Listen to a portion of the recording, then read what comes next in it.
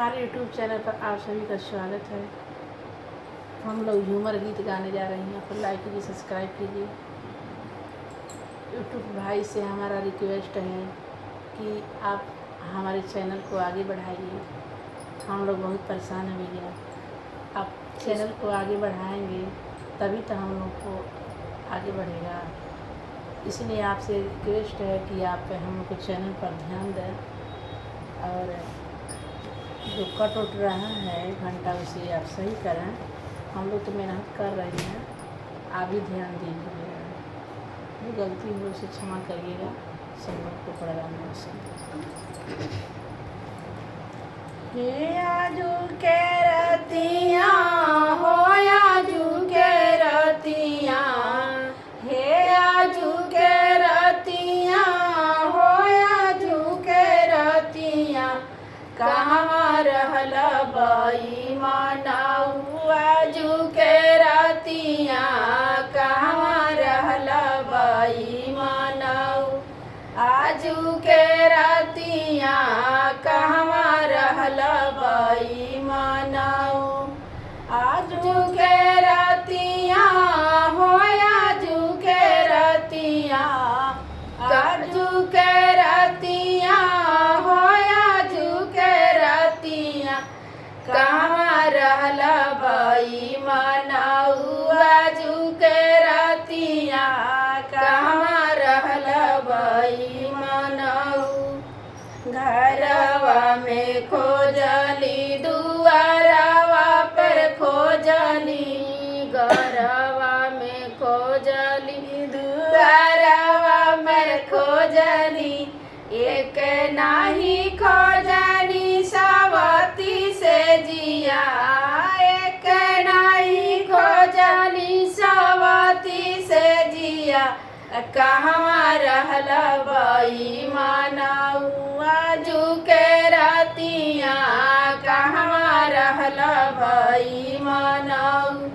आजू के रतिया, कहाँ रहल बाई मानाऊ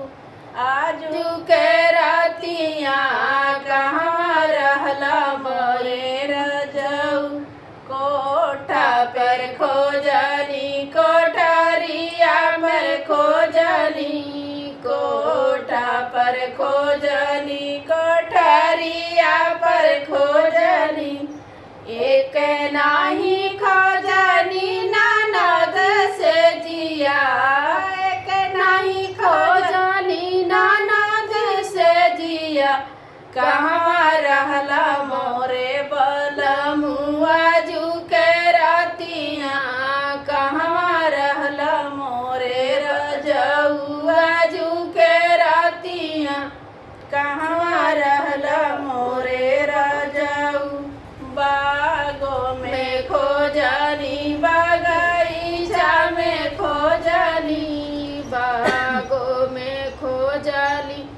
बगीचा में खोजली,